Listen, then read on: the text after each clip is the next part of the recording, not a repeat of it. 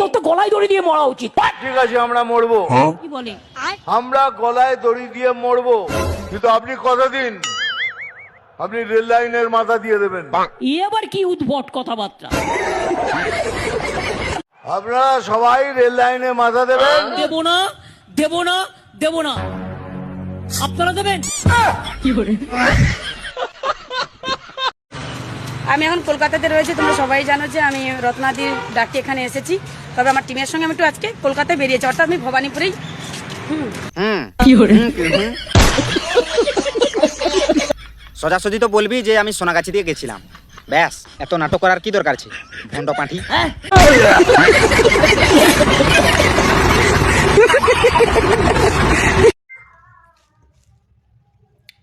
রসগোল্লা খাচ্ছি, বুঝলেন?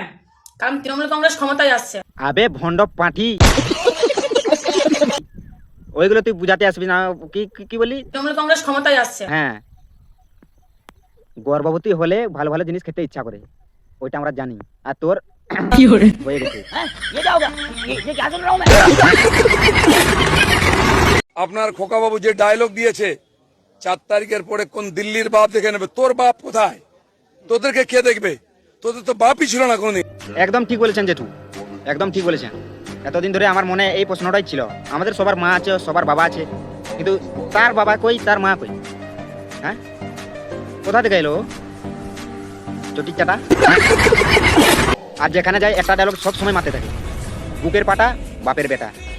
তোর বুকের পাটা এখন কোথায় লাগিয়েছিস? হ্যাঁ, ছাড় ঢালাইতে। ये क्या हो गया?